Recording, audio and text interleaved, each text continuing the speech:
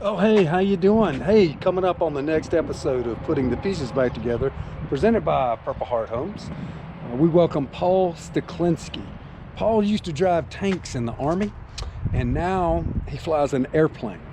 He founded a nonprofit called Flying Fur, and what he does is he goes into communities in his airplane. He rescues dogs from shelters where they put dogs down and then transports them back to shelters where they then can be adopted out to a loving home. It's going to be a cool episode. You can find out more about them at flyingfur.com, and we can't wait to talk to Paul on the next episodes. Coming up next. Purple Heart Homes presents Putting the Pieces Back Together, a forum for veterans and the community to connect. Here are your hosts, veterans John Gallina and Brad Borders.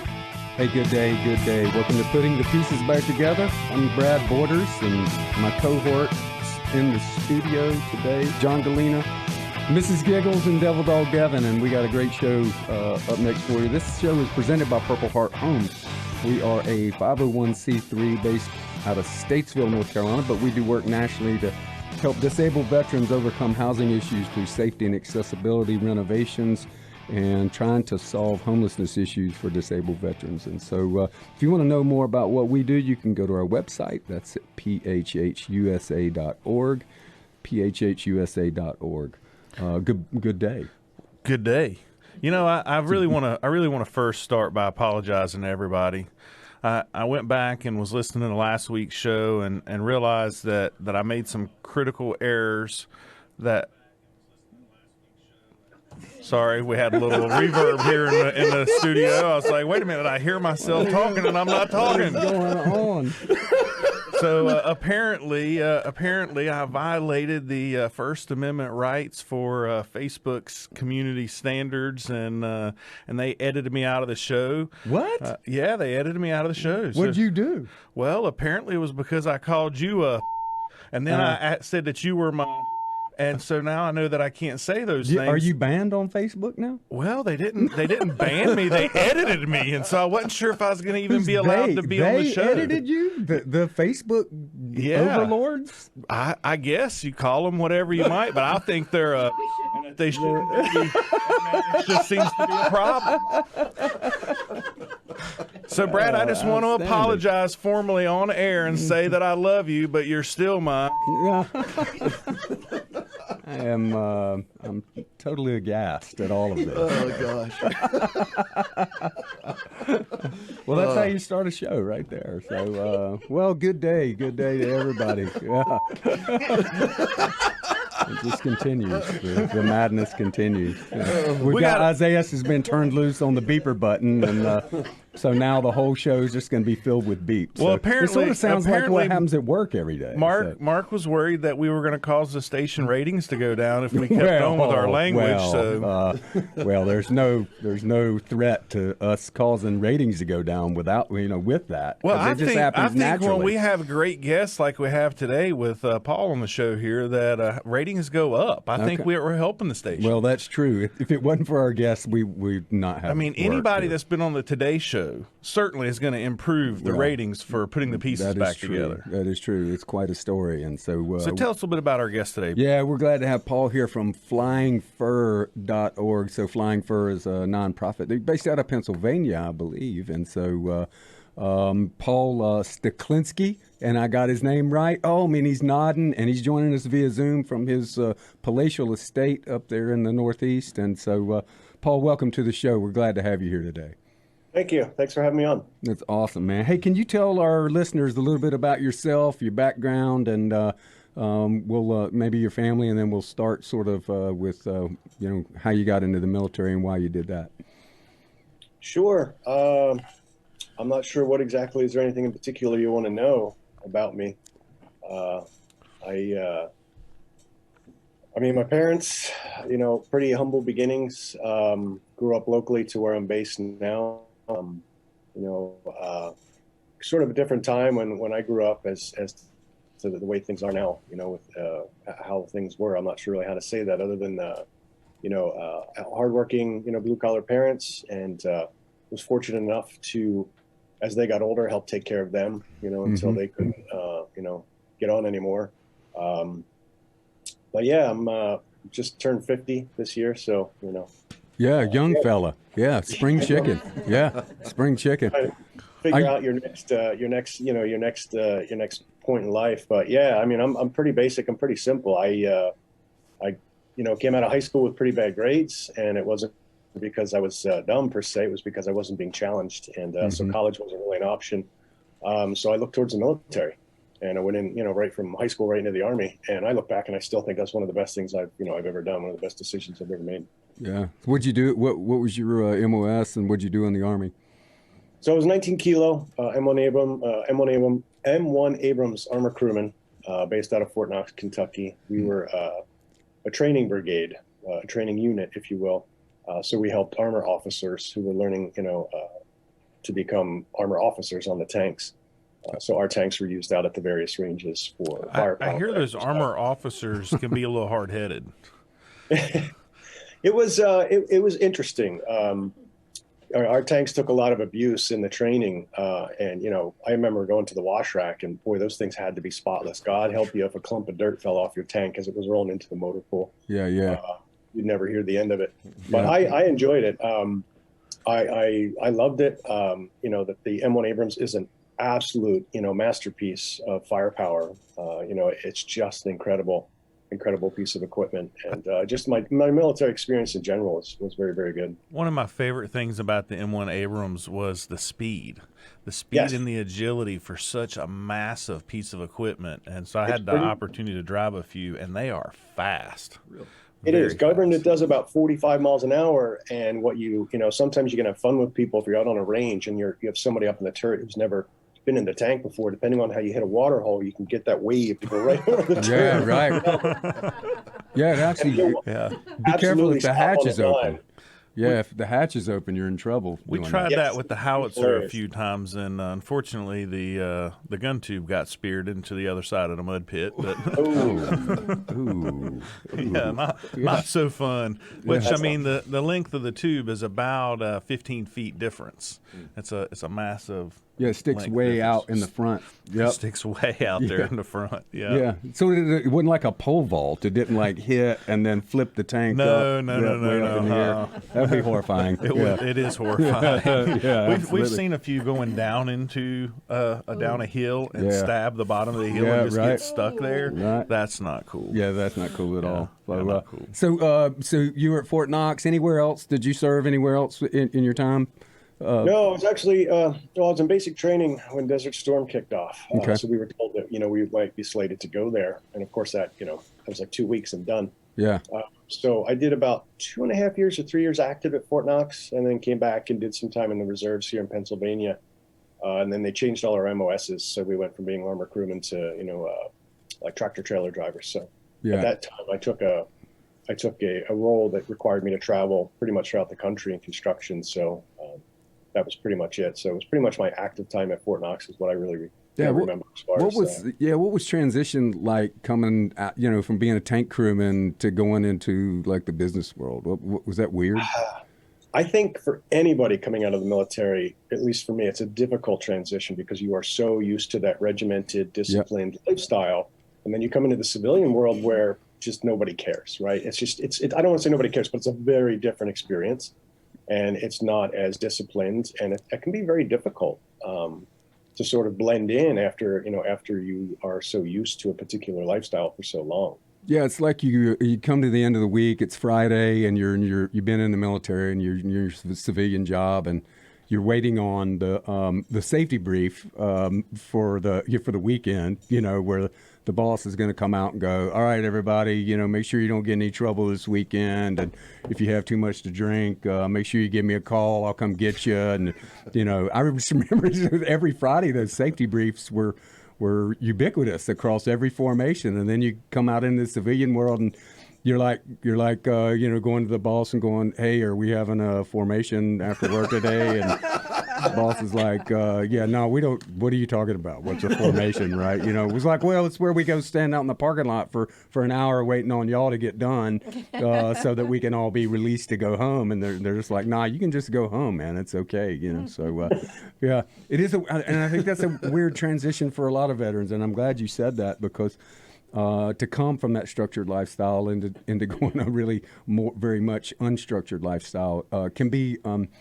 There's something comforting about the predictability, even though you gripe and complain about all the stuff that you have to do. But then when you don't have it, you're like, oh, what do I do now? What am I supposed to do with my hands, right? I don't really know what I'm doing and what's going on here. So from your time serving as a tank crew member, probably as you look back, what were the life lessons that you took forward that you still have with you today?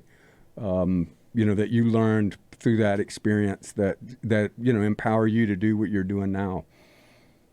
I think, considering what I was like before I went into the military as to what it sort of helps you, change into, you learn a lot about yourself, your limits, how to push those limits, how to sort of, become undefeatable in a way, right? So your spirit, your drive, I think the military, at least for me, it was massive in helping to shape, it really helped lay that foundation. I really don't know where I'd be today if it wasn't for that experience. Granted, you lose some of that over time if you're not careful, right? It's like that transition from military to civilian. You're all regimented when you come out, and you're doing all this stuff, but nobody else is. So then you start to kind of blend into society otherwise. But yeah, it's really hard to pinpoint any one thing. I'm just thinking right now in my head, all the memories I have of the military and all the different things I experienced. Obviously, a lot of pride. Yeah.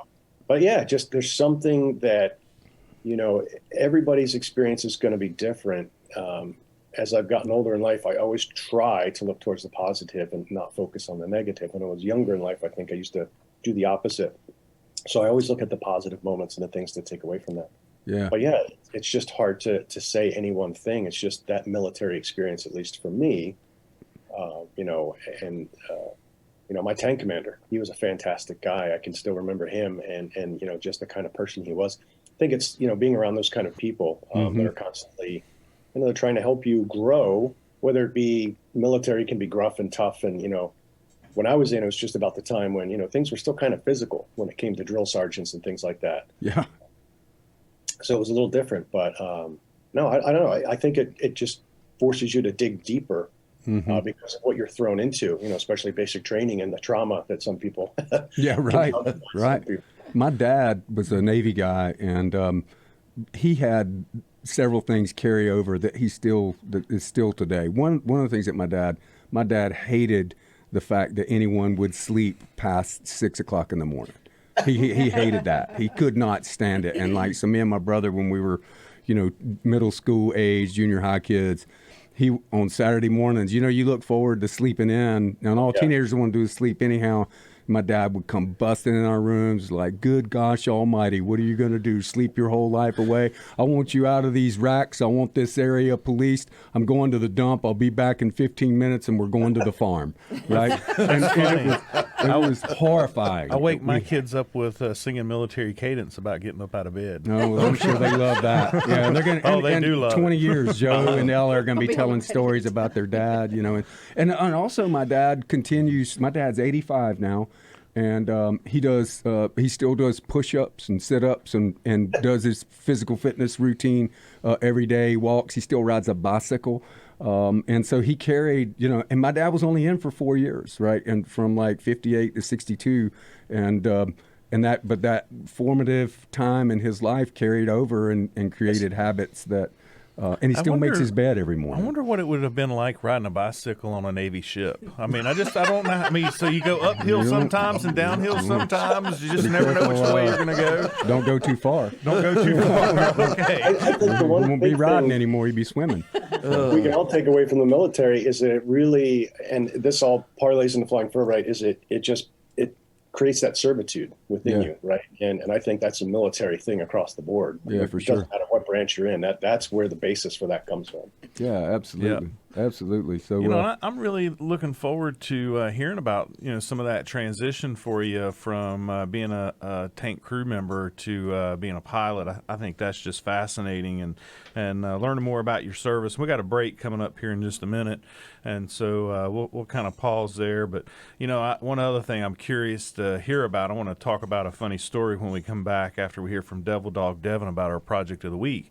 When we were training lieutenants, and we would take them out to the qualification range for their M16 training, they all carried number 2 pencils in case they missed a target. They'd take the number 2 pencil and they'd poke holes, through their target. It was about the same size as a, 5.56. And Brad knows all of what I'm talking about. He looked right at me. He's like, I know all. I've seen it done 100 times. What did they carry on an M1 tank to be able to make sure they qualified? It had to have been something big.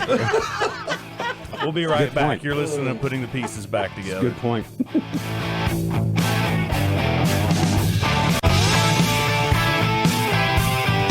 We are back live with you, Putting the Pieces Back Together, presented by Purple Heart Homes. If you missed any of today's show, particularly me picking on Brad and calling him all sorts of bad things. Well, what we're going to do now, I'm just going to tell Isaiah from now on, so everybody's hearing the new beep out button that we have. We're just going to make sure anytime you're talking, that thing just stays on. What? Huh? How does that happen? See, But it that- works perfectly, right? And it's just, and we injected AI into that so it knows your voice, and as soon as it hears your voice, beep, right? All right. So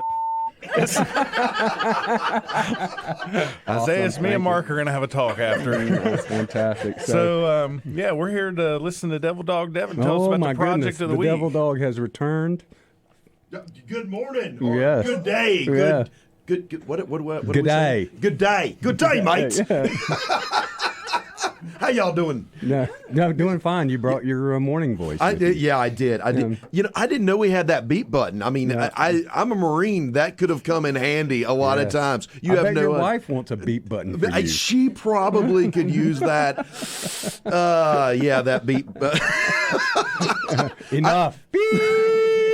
I think John would like that for his office when I stop by too. Yeah, that is true. Yeah, I don't need a beep button. I need a mute button. Yeah. I know you're talking, your mouth is moving, but I can't hear a word you're saying. Luckily I talk with my hands, so you'd still know what was going on. That is true. You do talk with your hands. For all those Well, radios. talk with your hands and tell us a bit about the project of the week. The project of the week. Oh well, it's a not so secret mission, Brad. Oh, okay. That's the project of the week. Well, if you're talking about it, it's not secret. It's not secret. No. So this week we are going to go build some ramps in Bradenton, Florida. That's near Sarasota. Okay. It's like kind of in between Tampa and there. If y'all don't know where that is, a beautiful area from what I understand. According to Lane, Tampa's only a hop and a skip away. Oh yeah. It's especially during spring break. Right. Sounds like this sounds much like a boondoggle to me. I mean, why do we pick areas where it's tropical paradise to Just go? for the record, John is not going on this mission. No, John my is goodness. not. No, First yeah, time. and we did not choose the area. Actually, one of our board members connected us with another really great organization, SRQ Vets, in the Bradenton, Sarasota area, Okay. and I connected. John hooked me up with this Marine. Oh yeah, another Marine. He is just as loud and exuberant as I am. That's why I'm not going. Yeah, John can't handle it. Yeah, his name's Bill Steklenski. Look, his last name is Ski, and Paul will know just like everybody else. If you have a name like that in boot camp, your name is Ski, no matter what. That's right. But we're connecting together, and we're going to build not one, but 2 ramps for a great veteran down there, Greg Moulton, and Greg was a tow gunner from 83 to 89, and wow, a gun coming out of his toes. That's incredible. crazy, right? How does that work? The gun doesn't come out of his toe. He uses his toe to pull the trigger. It's a toe trigger only. It doesn't work with an I index knew y'all finger. Army guys did things weird, but man, I didn't know that. That's incredible. Well, he's got some knee injuries, and he just has a hard time getting in and out of his house.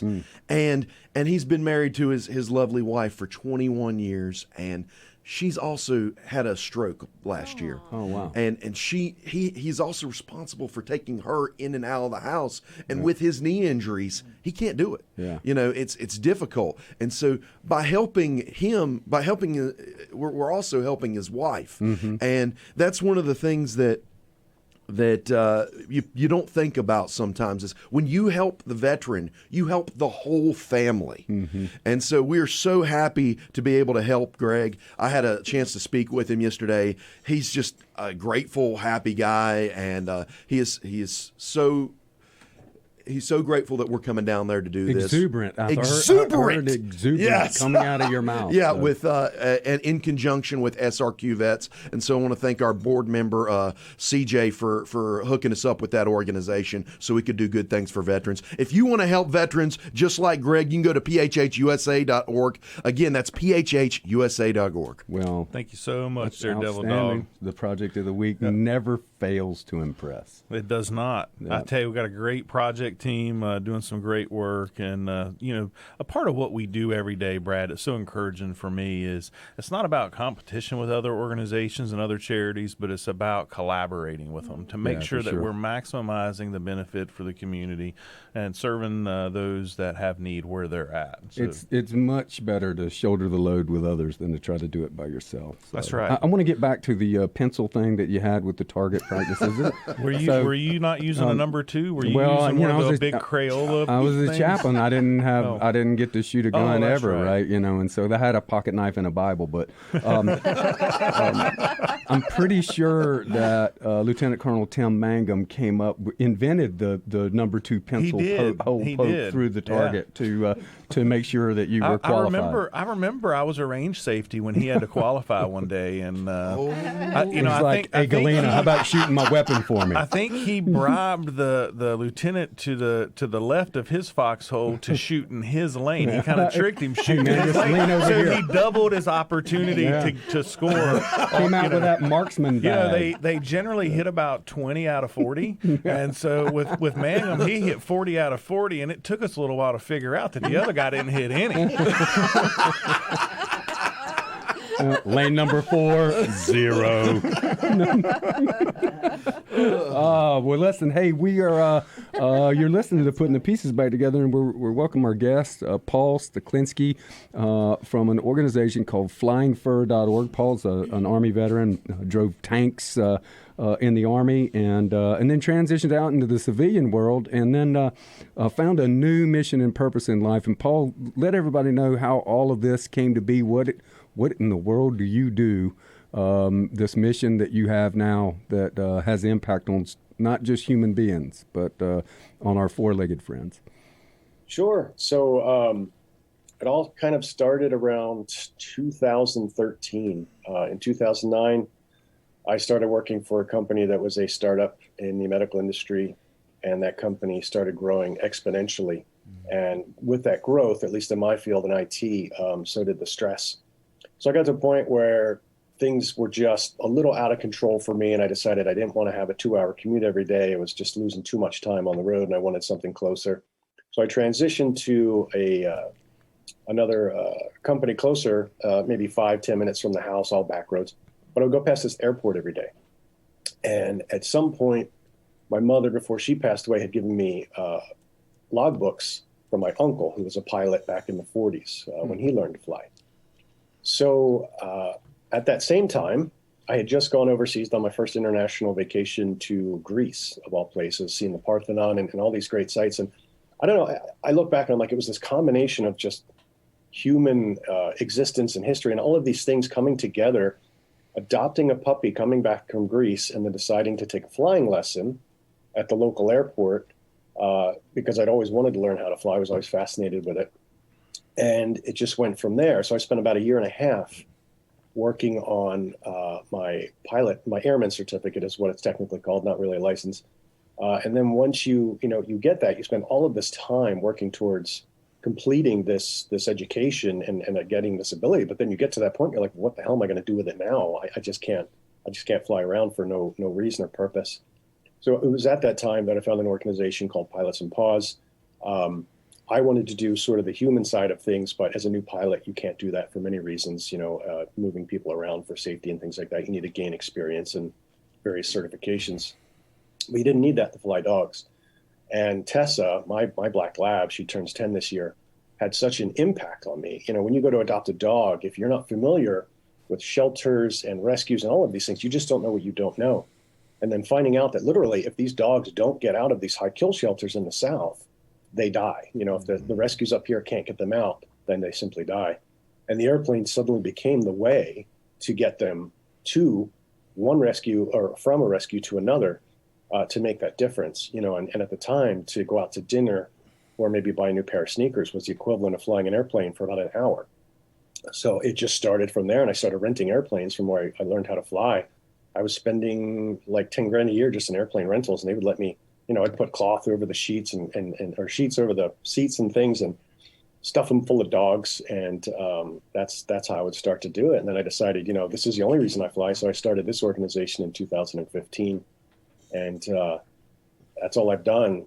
I have just over 1,100 hours of flight time now. And, other than the training time, over 1,000 of those are just flying dogs around to get them out of the kill shelter. So in 2017, we were finally able, to buy a dedicated airplane.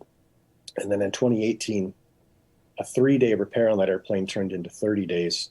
And I said, the hell with this, I got to have another way when I can't fly. So I bought a 40-foot bus off of eBay, an old converted motorhome. And now that's my ground vehicle backup. I'm actually using that this Friday to meet my rescues down south and bring another group home. So these animals don't travel in a crate, and they're not traveling in the cargo area. They're actually in a seat on the plane. The aircraft I have now, they are in crates only because of density. That's how I can maximize my transport. But I do have some photos from when I first started with the rentals, and you just have a sheet across the cloth seats because whoever's going to rent this airplane next may not be a fan of animals, so you can't have dog hair and stuff. You get in trouble for that. So, yeah, I would have a sheet over the seat, and you'd have like 4 or 5 different dogs just sitting there, falling asleep. I'm just curious. I mean, do you fly cats and dogs or just... Cats too, yes. I cats. I had a request once to transport a monkey. It never happened. I thought this was so cool. I could have probably taught him how to fly the airplane during the trip. It just never came to be. I couldn't imagine, having a couple of cats in the cockpit there, and all of a sudden a cat fight breaking out while you're at 10,000 feet. I mean, that wouldn't be too cool. Well, what about a cat, a monkey, and some dogs? Right? Sounds like you're on the way to the bar. Yeah, I know, right? Yeah. I've heard this joke before. That's fantastic, man. What a cool. And so for those listening, Flying Fur has a really cool Instagram account that you can see pictures of the dogs that Paul goes and rescues, and there's dogs sitting in the seat next to him, and you can see the sky, and the dog just kind of looks like, what is going on here? Why am I up in the air? So what's the farthest that you have flown to go pick up an animal and save it from a kill shelter? So right now, the Raleigh area of North Carolina is what I typically will do. And that's mainly because I have to factor in cost and time. So since I'm doing this, quote unquote, in my spare time, I work a full-time job. I'm taking vacation time. The rescues I work with, the main ones I work with are based out of Wilson, North Carolina. So I'll fly into Rocky Mount. Sometimes I go a little further, like I said, towards Raleigh or something. And then I'm taking about 2 hours to get down, load the plane, turn around, and then come back to various rescues in New Jersey, New York, and or Connecticut. Work with really good rescues up here that help save a lot of animals. I'm sorry, Paul. I got some curious questions. I fly quite a bit, and so I'm just curious. Do you have to go pick up the animals from the shelter, or does the shelter bring them to you at the airport? No, so the way this works is the animals have to be vetted first. So I have USDA regulations I have to comply with. So the animals are pulled from the kill shelter by a local rescue group in North Carolina. They're then vetted for whatever they need, minimum shots in order for me to transport them across state lines. And then I will meet them at the airport. It's all volunteers, and these are people taking time off of work and everything else to come out to the airport after the dogs have been fostered, or cats, what have you, for a little bit. So does I that have to know weights and everything because weight and balance is very critical in the airplane. So it's a pretty logistical, it's a big sequence of a logistical events when I use the airplane as opposed to the bus in that regard, because everything has to be, just right. does that vetting process include going through TSA checkpoints? No, because of general aviation, unless you're going across the border where you have customs involved, we're just going from one small airport to another, fairly small airport, sometimes larger airports. I fly through the New York airspace a lot, so there's some towered fields I land at. But say Philly or Pittsburgh are probably the biggest type of airports that I'll do animal rescue at. The bigger the airport, I like it from a pilot perspective because it's controlled, but it also, it's more expensive to land there, and it can be more time consuming. And so when you land back at the airport taking them to a shelter where they're going to be adopted from, do you take them from the airport and your plane to that shelter, or does somebody meet you there to pick them up? How does that coordinate? The rescue groups up here will meet me at the airports. Sometimes they've got signed adopters, contracts and everything, and the people are just waiting. I remember one flight I had 12 dogs on board for one rescue in New Jersey, and there's 12 families waiting at the airport. Oh, my goodness. Oh, my goodness. Sounds like a reunion waiting to happen. Yeah, and I'm assuming that when you come down to North Carolina or wherever it is you're going, that the dogs you're picking up or the cats, there's already in place somebody waiting to adopt that particular dog, or either they're going to a place where that will happen. Correct. So the animal's either been already, a family's already said, I want to adopt this, and there's a contract there, for when we land, or they're going into foster, and they will be fostered. I have a dog now I'm fostering, trying to get adopted out of Oxford. So we're fixing. They're either being adopted or they're going into foster, but essentially we're going from kill to no kill. So until they get adopted, they're safe. So we're fixing to go to a break, Paul. Real quick, for anybody that's currently listening, how might they find you to be able to volunteer on either end in supporting your mission? How do they contact you to volunteer? Social media is the best. You can go to flyingfor.org, and all our social media is listed there. You can sign up for our newsletter, which I'm not really good at doing yet, but I do plan to build a volunteer section on the website to collect that data. Fostering is really huge, and it's one of the greatest needs that we have in the South and in the North is fostering saves lives. When you foster an animal, you're opening up another space in that shelter, in that kill shelter, for another dog to come in to have a chance to be safe. Well, I got a rabbit, a cat, and 2 dogs at my house. I always got room for another. Maybe I'm going to just go ahead and go online and sign up. There you go. I got squirrels. They're just in my yard though. So if you're in the South and in North Carolina, I would highly recommend checking out the Wilson County Humane Society. They are the nonprofit that pull locally, and they do an amazing job. Okay. All right. Hey, we're going to break. You're listening to Putting the Pieces Back Together. We'll be back in 3 minutes.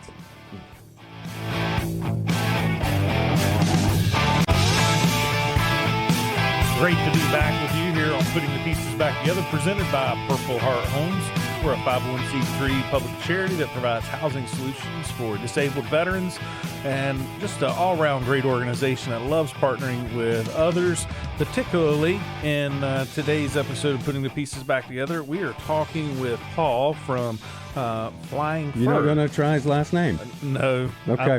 Because the reason I'm not is because I know that you're waiting to make fun of me and trying his last name. So I'm shutting you out from doing that. It was funny. We're Here's not what even I did go there. yesterday. So I was recording the promo for the show yesterday, and I do like a 30, 45 second promo every Monday, and I went back in and looked at my computer, and I was looking at Paul's name, and I was going Steklenski. I was just repeating it over and over again. This is when I record, and then of course the first take I butchered it. Yeah. It just didn't come out right. Steklenski. Hey, wait. Yeah, well, see there? Very Look good. at how I caught him off guard. Very good. Yeah, he Very wasn't even good. expecting it. Slid it right in there. Slid it right on All right, in there. before I do mess something up, let's turn it back over to Paul.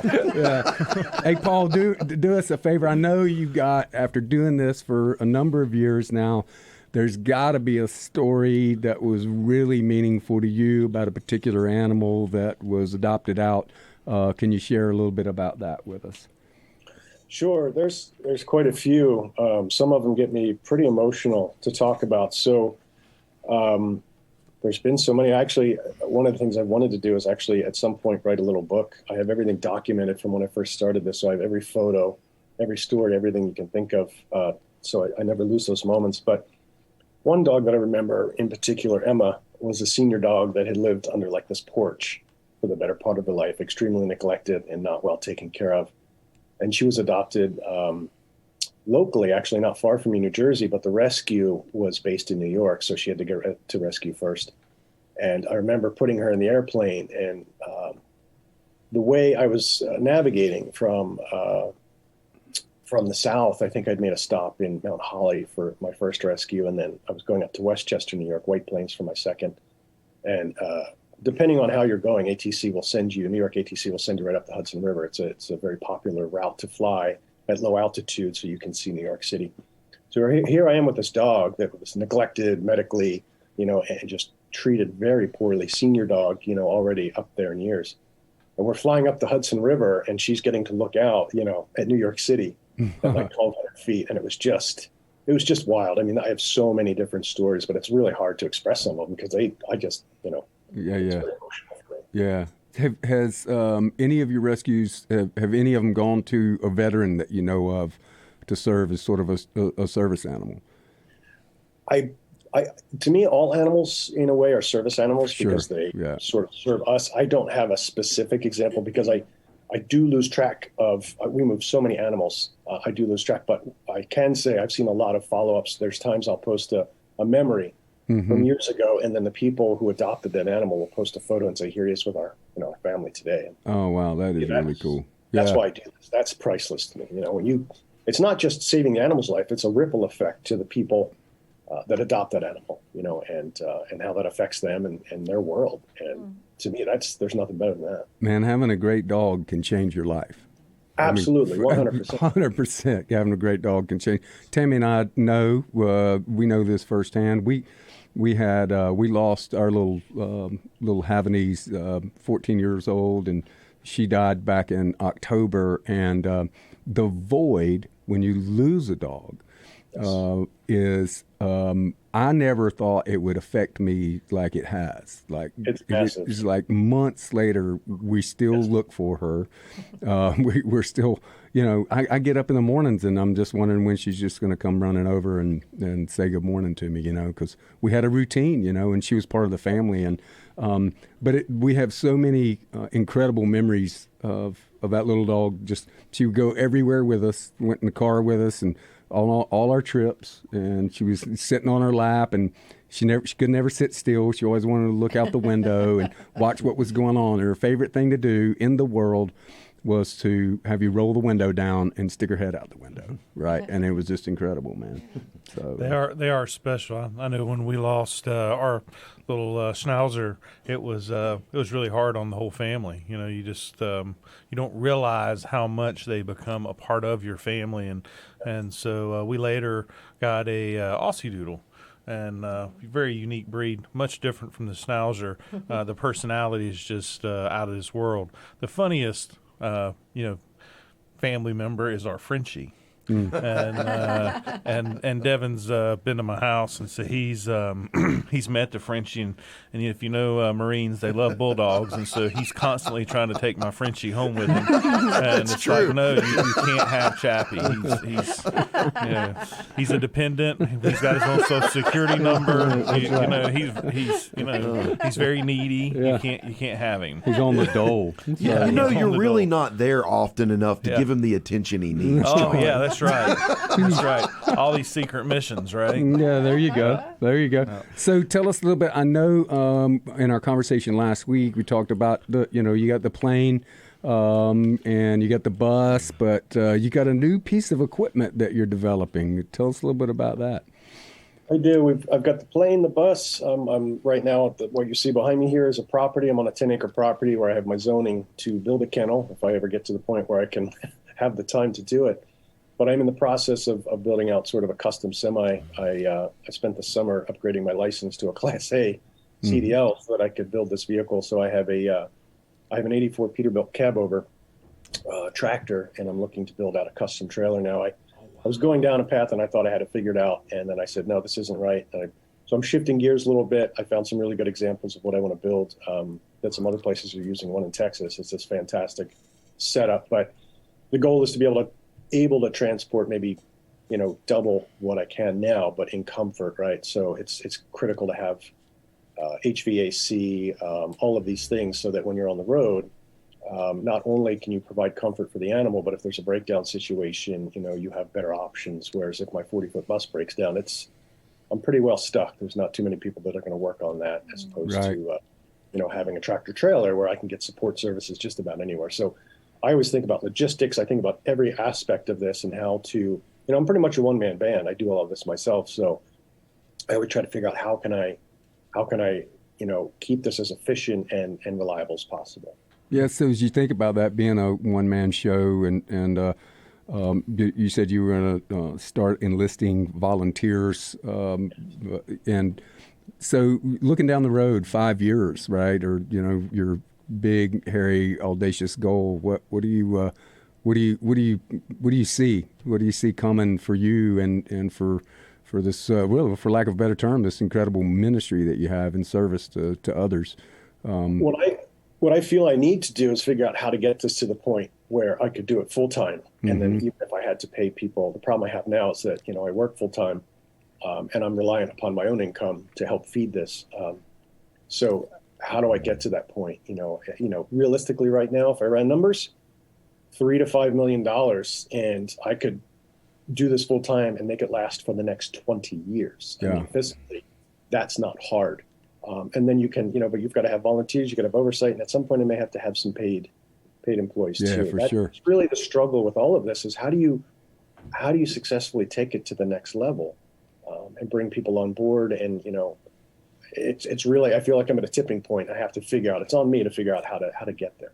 Yeah, and I think the one place it begins is something you already have, and that is a compelling story, right? And a mission that is really cool, and I think people gravitate towards it. So you've already got that, I've been fortunate to have a lot of support. I started this. When I started this, I said, look, as long as I have a pulse and a paycheck, I ran the numbers and said, I can do this. If I never get a dollar in donations, I can make this work. And that's sort of been my mantra ever since. And I've just been very fortunate to have the public support. I'm just doing what I'm supposed to do as far as I know.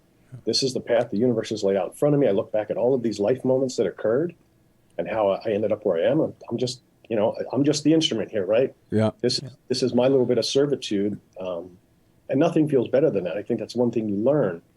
As I had a certain point in my career where I could buy a certain car, and it was all very hollow and meaningless. There was no satisfaction in any of it until I started doing this and helping these animals the way they've helped me. Tessa's completely changed my life. And you talk about some of the things that you mentioned before with veterans and struggling and suicide rates and things like that.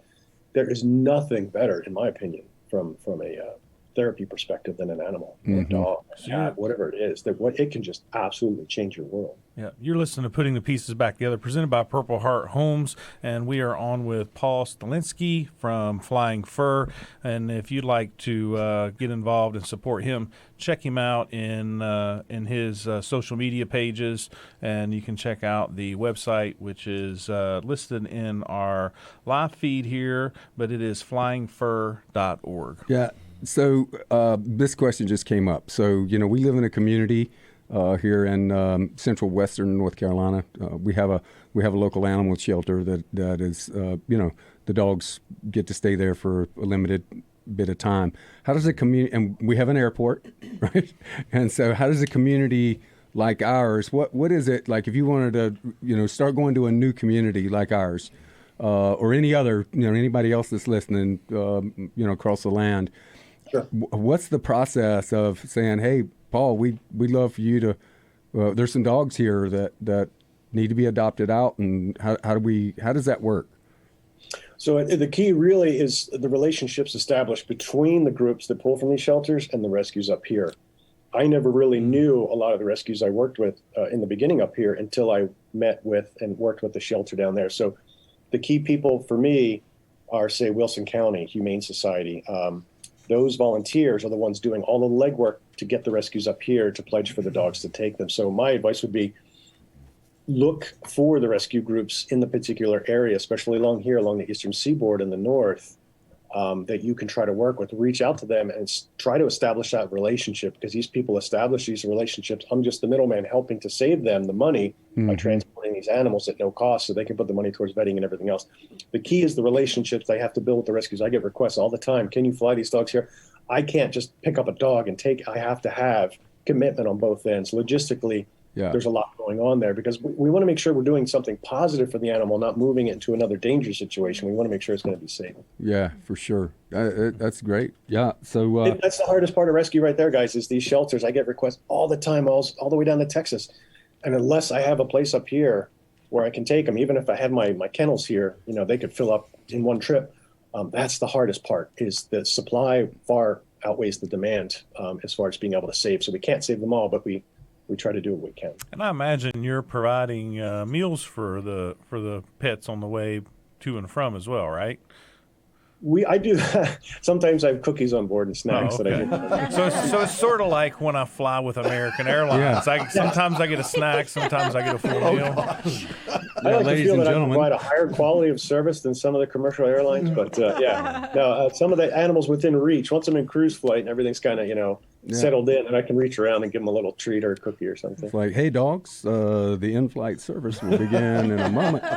Please let us get to a stable altitude. It's a non-commercial, non-profit airline for animals. That's essentially what it is. Yeah. You don't have one of those little carts that you push through the aisle, coffee, tea, water, right? Yeah. That's fantastic. That is really cool. So what's next for you? What do you got coming up that people would want to know about? Really trying to figure out how to get to the next level. I got to get this ground vehicle. I've been talking about this ground vehicle forever. And I thought I was going one direction. It didn't make sense. So there's so many things you have to take into consideration. But now I think I have that solid. But really, how do I get to the next level? How can I expand this to where I can have my kennels here? People want to volunteer. They so badly want to volunteer. And I'm like, right now, guys, unless you want to help clean crates or clean the bus, I don't really have opportunities in that regard. So figuring out, once you get to that tipping point, then it's like the floodgates open and you can. But one thing folks could volunteer and do is to reach out to the local shelters that are kill shelters and see if they're willing to connect with shelters that are rescue shelters, and then help be the connector, help be the conduit, and then help handle some of the logistics in contacting you to be able to transport the animals from one shelter to the next. That's absolutely 100% it. That's where a lot of this legwork takes place. There's these guys I work with in the South work so hard to get these animals pledged for, and then they take them out, they foster them. They're doing this all on their own time and money, and then they're making these new partnerships up north, and then we come in the middle. We try to provide this free transport service to help save them. Or occasionally I foster a dog here. It's just maybe one, so it's not a huge impact, but that is a really key aspect. And do you have other people, other organizations that do the similar type of work that you're connected with, where if you can't handle the transport due to time or your full-time job, that you're able to make sure somebody is able to do that? Not specifically locally right here. A lot of them will use a paid ground transport in lieu of that, but there's a few organizations across the country that do similar type things like this, but not necessarily specifically local right here. Fantastic. Well, Paul, just been a great guest. We so appreciate the work that you're doing. It's coming time for the end of the show here. We've got some really exciting things that are happening all around our community. We're so happy to be a part of that. Want to again thank you for the work that you're doing. Thank you for your service in uniform, and we just appreciate you. Such an inspiration to hear what you're doing. Yeah, it's great, Paul. Thank you for being on today. We really appreciate it. Thank you, guys. Okay, so next week we got an interesting show coming up.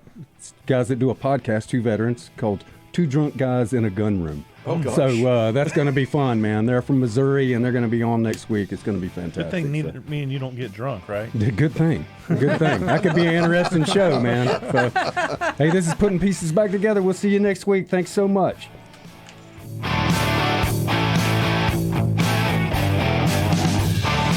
You've been listening to Putting the Pieces Back Together with John Gallina and Brad Borders. Join us again next Tuesday at 8 a.m. and Saturday at 5 p.m. for Putting the Pieces Back Together on News Talk WSIC.